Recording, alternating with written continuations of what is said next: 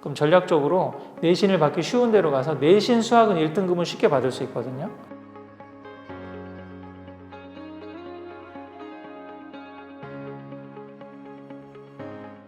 그런 중심을 잡고 우리 아이가 공부 쪽인지 아닌지를 판단할 수 있는 가장 좋은 방법이 이제 공부머리 테스트라고 하는 거죠.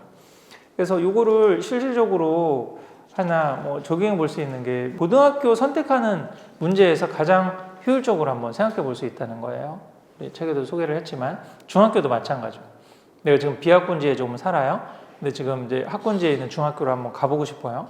아무래도 아이가 또 주변 친구 뭐 그런 것도 좀 의미가 있을 수 있고 또 자극을 받으면 좀 잘하지 않을까? 그런 자꾸 희망적인 생각이 막 자꾸 들고 그러잖아요.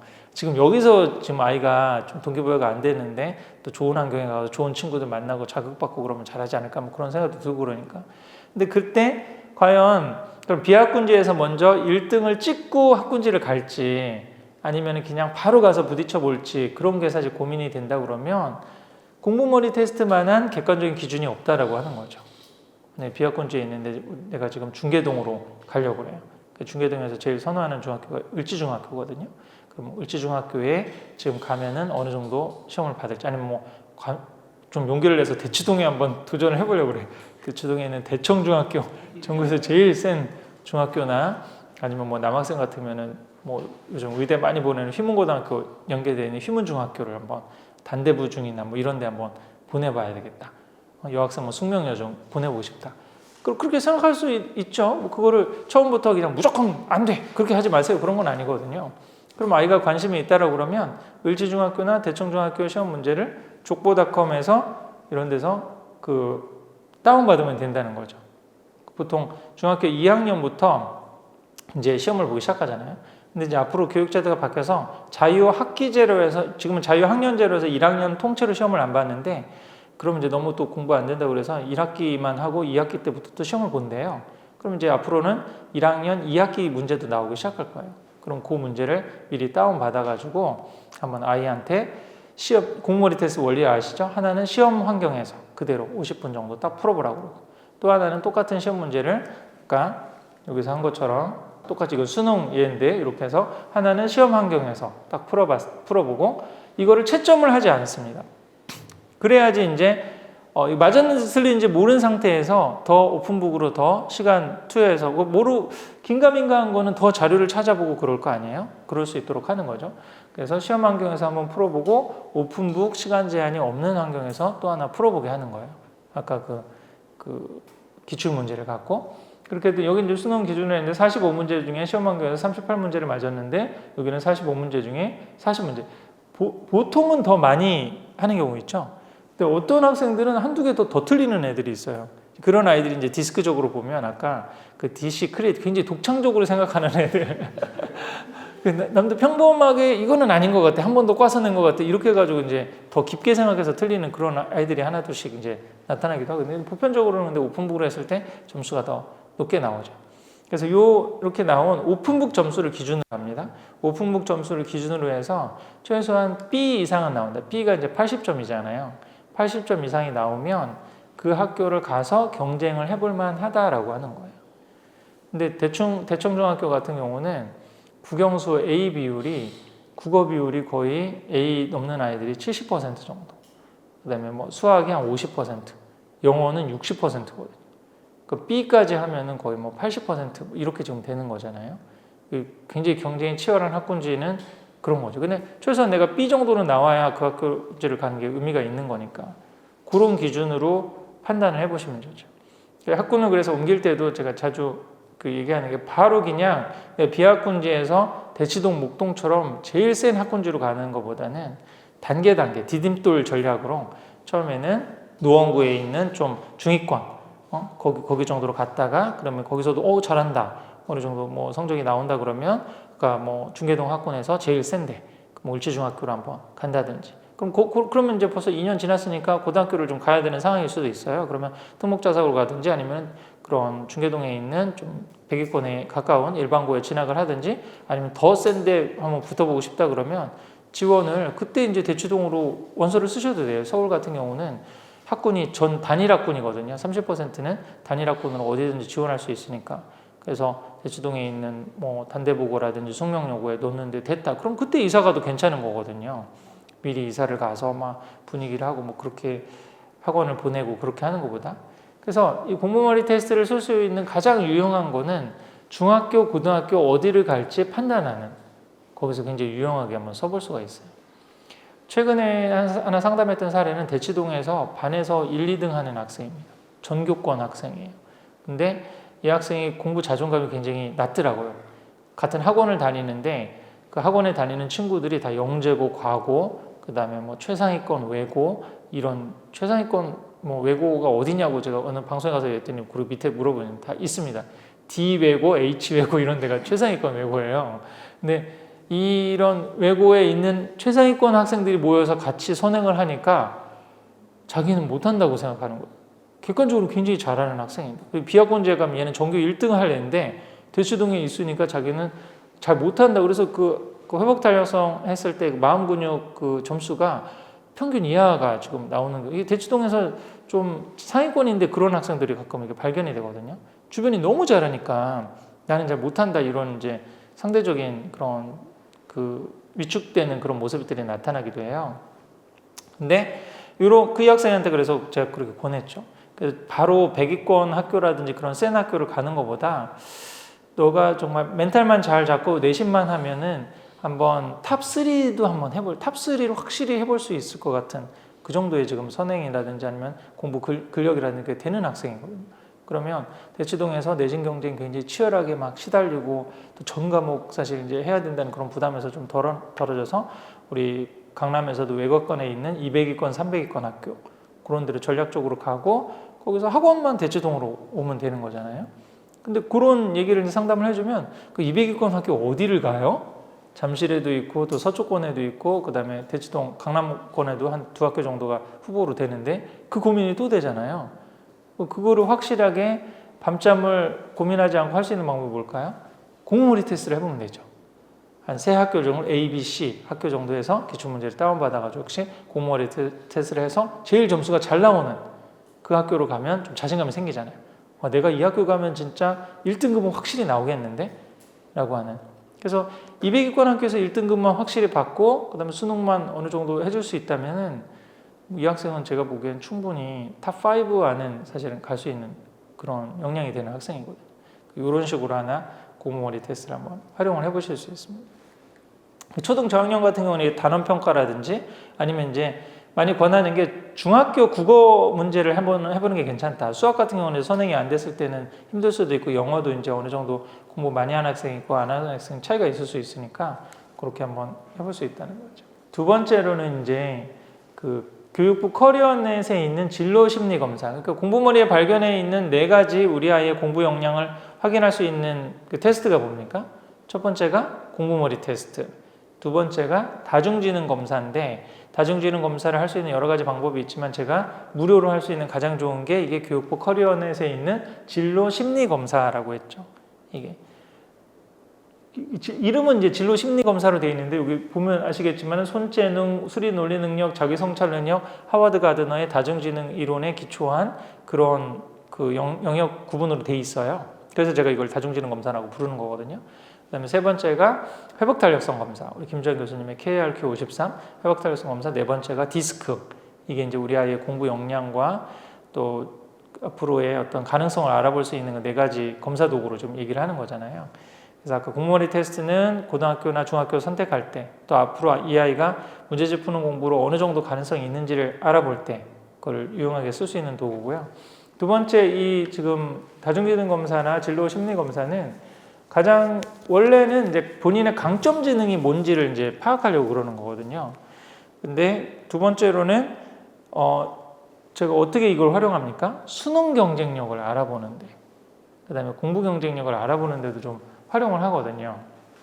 그리고 요거를 제가 자주 말씀드리고도 책에도 쓰고 또 안내도 많이 쓰는데 교육부 커리어넷에 들어가면 이게 중고등 버전이거든요. 중학생, 고등학생 버전은 이렇게 100분위 점수로 나와요. 근데 유초등 버전은 그렇게 안 나오고 홀랜드 직업정성 검사라든지 그렇게 해가지고 다른 여러 가지 검사 툴로 해서 뭐 탐구형, 무슨형 뭐 이런 식으로 이제 나오고 그러거든요. 근데 유초등 때도 요거를 하기를 권한다고 제가 자주 얘기를 했죠. 왜 그럴까요? 그래야지 발전되는 상황을 객관적으로 볼 수 있어요. 지금 초등학교 3학년 때부터 하면은 이게 지금 아이가 언어 능력이 이때는 57이었는데 뭐 지금 4학년, 5학년 되니까 80대로 올라가고 중학교 1학년 되니까 93.5로 계속 올라가는구나. 아, 강점 지능이 점점 이렇게 강화되고 이거를 객관적으로 쭉 시계열로 볼 수가 있죠. 그거를 제가 폴더를 하나 만들어가지고 계속 체크를 하나 해두시는 게 좋다고 그랬잖아요. 그렇게 활용을 해볼 수가 있으니까 요거를 될 수 있으면 초등학생도 유초등학생도 중고등 버전으로 계속 해가지고 파일을 만들어 두는 게 좋다라고 하는 거죠. 그래서 실제 한번 이 상담 사례를 한번 보면 이 학생은 문제집 푸는 능력이 굉장히 잘 돼 있고 영어도 어렸을 때부터 엄마표 영어를 굉장히 해서 영어 공부머리 테스트를 중학교 2학년 때 고등학교 1학년 수능 모의고사를 했을 때 영어가 100점이 나왔던 학생이에요. 그다음에 국어 점수도 상당히 높고 수학도 선행이 어느 정도 좀 중학교 2학년인데 고등학교 과정이 좀 선행이 돼 있어서 점수도 좀 잘 나왔던 학생인데 그래서 언어 능력이 93점으로 굉장히 높게 나왔죠. 그다음에 수리 논리 능력도 75.8이고 그다음에 그렇게 지금 이 상위 지능이 조금 높게 나왔는데 문제는 뭐냐면 이 공간 지각 능력이 25.5로 좀 낮게 나왔죠. 저는 이 부분을 약간 수능 경쟁력을 확인하는 데 좀 쓰거든요. 이렇게 되면 공간 지각 능력이 부족하면 특히 약간 문과 성향의 학생이 언어 능력이 탁월한 경우에 초등학교나 이런 때 본인이 언어 능력으로 수학적인 점수를 커버할 수가 있거든요. 이런 학생의 이제 특징이 뭐냐면은 학교 시험은 초등학교 시험에서 단원 평가하면 100점 나오거든요. 근데 경시대에 나가면 1라운드에서 떨어져요. 그걸 수학적인 개념으로 해서 이해를 해서 개념 원리를 푼 게 아니라 본인이 언어를 잘하니까 성실하니까 그 주어진 거 열심히 하고 숙제 열심히 해가지고 딱 푼 거지 공간 지각 능력이라든지 수리 논리 능력으로 푼 게 아닌 거예요. 근데 이런 착시 현상을 굉장히 많이 가져다 주는데 이런 학생들이 이제 고등학교 수학에서 이제 삼각함수 지수로고 공간이라든지 그다음 고차 방정식 이렇게 나오기 시작하면 벽에 부딪혀요. 아무리 노력을 해도 넘을 수 없는 듯한 뭐 이런 어떤 느낌이 드는 때가 있거든요. 그럼 이런 학생들은 상위권 학생인데 찐 문과 스타일인데 이렇게 할 수도 있잖아요. 근데 요즘 수학이 입시에서 중요한데 그럼 이런 학생들이 입시를 어떻게 해야 되냐. 그래서 제가 진로지도적으로 얘기를 할 때 이런 학생은 정시 유형의 학교로 가면 안 돼요. 내신 경쟁이 너무 치열해서 결국은 수능으로 봐서 대학을 가야 되는 스타일에서는 수능에서 이 학생이 1등급을 받을 확률은 굉장히 떨어지거든요.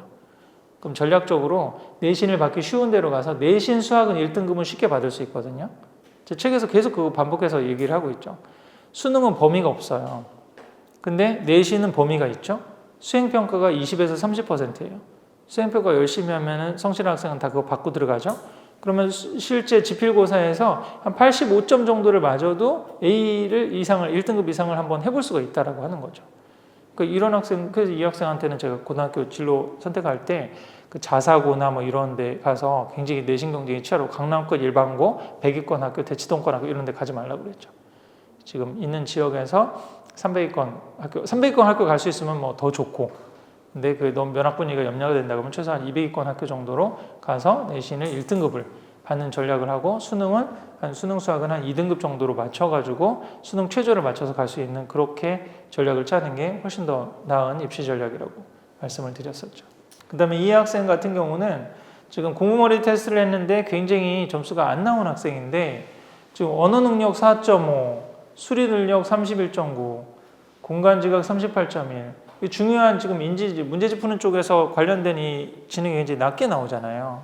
근데 안타까운 거는 본인이 제일 잘하는 게 56.7 손재능인데 본인의 최고 강점 지능도 56.7밖에 안 나온다라고 하는 이 사실을 우리가 어떻게 해석을 해야 될까요? 이게 이제 안타까운 거죠, 사실. 이 지금 문제집 푸는 공부 잘 된 학생 보세요. 최고 강점 지능이 98, 90점대가 형성이 되잖아요. 이 부분이 제가 계속 교육 현장에서 좀 안타깝게 생각하는 거거든요. 문제집 푸는 공부가 아닌 아이들은 그래서 책에서 제가 뭐라고 했어요? 대안사 교육이 어떨까? 얘는 일주일 내내 문제집 푸는 공부를 보내기보다 그나마 좀 제일 잘하는 게 수리 능력이나 이런 거잖아요. 수학이나 과학은 그래도 한 2, 3등급은 맞을 수 있어요. 내신 기준으로 해서. 그럼 학원을 보낸다면 그 학원을 하나 보내서 왜 그러냐면 국영수 전체 과목을 다 못하면 학교 가는 게 너무 이렇게 동기부여가 안 될 수 있잖아요. 그래도 나는 수학은 2등급이야. 뭐 수학은 3등급이야. 뭐 이런 정도는 할 수 있는 과목이 하나 있어야 되니까 그런 거 하나 보내고 나머지는 목공학원을 보내든지 드론 학원을 보내든지 정말 학원을 보내야 된다면 어떻게 뭐 보육의 의미로 학원 안 보내면 맨날 게임만 하고 그냥 유튜브만 보고 그러니까 뭐라도 시켜야 된다고 그러면 본인이 잘하는 거를 한 중학교 때 고등학교 때 6년을 길러줬으면 이 아이의 강점지능은 어떻게 됐을까요? 지금 한 최소한 8, 90 정도는 나올 거 아니에요? 그럼 그 자신감을 갖고 사회생활을 하고 또 새로운 도전을 해보고 또 남학생인데 군대 갔다가 내가 잘하는 게 있구나 이쪽으로 할 수 있는 분야가 더 있구나 그러면 뭐 군대 갔다 와서 편입을 할 수도 있고 유학을 갈 수도 있고 그렇게 진로를 개척할 수 있는데 이게 지금 이 공부 쪽이 아닌 문제집 푸는 쪽이 아닌 아이들에 대한 강점 강화 교육이 안 되다 보니까 지금 이런 안타까운 모습이 나타나는 거예요. 이게 중고등 6년 동안 자신의 강점 지능도 기르지 못하고 그냥 엎어져 있는 거죠. 이게 이런 부분들을 사실은 학교와 학원, 나라가 해주기가 굉장히 쉽지 않은 부분이거든요. 원론적으로는 특성화 교육을 활성화시키면 되잖아요. 그죠? 특성화 학교라고 하는 게 문제집 푸는 공부에서 대학을 가는 게 아니라 빨리 나와서 사회에서 취업을 하고 이렇게 가는 건데 책에도 제가 썼잖아요. 유럽은 그게 된다고요. 초등학교만 졸업하면은 대학 가려고 공부하는 아이들은 한 20, 30%밖에 안 돼요. 그 다음에 그 실무 중심 대학이라고 해서 전문대 정도 갈 수 있는 아이들 로드맵으로 한 20, 30%를 해주고 나머지 아이들은 한 5, 60%를 거의 초등학교 마치고 난 다음에 그냥 특성화 고등학교 가는 그 로드맵으로 해주거든요. 그리고 그 로드맵을 할 때 부모님이 발언권이 없어요.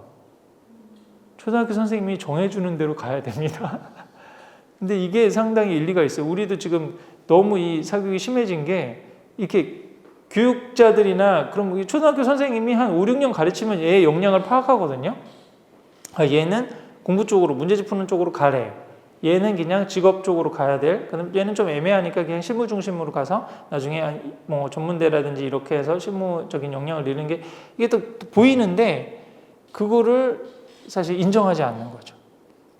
교육을 통한 성공 신화가 너무 크기 때문에 우리 신분 상승을 했던 그런 어떤 과거의 경험들이 너무 크기 때문에 그거를 그러지 마세요. 그 애를 그냥 선생님한테 맡겨주세요 라고를 할 수 없는 지금 사회적 분위기잖아요. 그러니까 이거를 학교도 해주지 못하고 학원도 해주지 못하고 나라도 해주지 못하는 상황이니까 그거를 우리 깨어있는 부모님들이 하자. 그러기 위해서 이 책을 읽어서 뭔가 내 아이를 DIY로 제대로 평가를 하고 객관적으로 볼 수 있는 눈을 가질 필요가 있다는 거죠. 이게. 그러지 않으면 이제 주변에서 후룩 하는 대로 그냥 다 쏠려서 쭉 갔는데 이거는 아니네. 대학 나오고 4년 뒤에 취업도 안 되네. 뭐 이런 어떤 현실에 직면할 가능성들이 많다는 거죠. 제가 이제 수학에 약간 문과 우등생 진학지도 하는데도 이제 그런 식으로 썼는데요. 이 학생은 이제 최종적으로 우리 책에 사례들인데 외고를 진학했는데 저는 이 외고보다 200위권 일반고를 가는 게 더 좋겠다고 그런 얘기를 했거든요. 근데 결국은 사실 외고에 진학해서 나중에 유학 쪽으로 이제 방향을 틀었다고 그렇게 얘기를 했죠. 국내 우선 외고는 여기 보세요. 여학생이 남학생 59명, 여학생 134명입니다. 여학생들이 내신을 전 과목 내신을 밤새고 합니다. 이 수행평가. 그래서 남학생들이 웬만한 그냥 저기로 정신력으로 가가지고는 이 여학생들과 내신 경쟁을 사실 외고나 국제고에서 엄청 밀리는 경우도 상당히 많거든요. 그래서 쉽지가 않은 지금 상황이었어요. 근데 이것을 좀 보더라도 이게 사실 저는 객관적인 상담을 해드렸는데 이게 인연이 또 안 되면 또 공부 잘하는 학생은요, 공부 잘하는 학생들대로 주변에서 조언해주는 분들이 굉장히 많습니다. 학원 선생님이나 학교 선생님이나 또 아이가 이제 그런 설명회, 그 고등학교 가서 설명회 듣고 오고 그러면 아이가 굉장히 또 이렇게 동기부여가 돼가지고 객관적인 판단을 또 못할 수도 있어요. 그러니까 이런 여러 가지 또 사안들이 있어서 반드시 우리가 객관적인 정보를 안다고 올바른 판단을 하는 건 아닌데 그래도 훨씬 더 가능성을 높일 수가 있겠죠.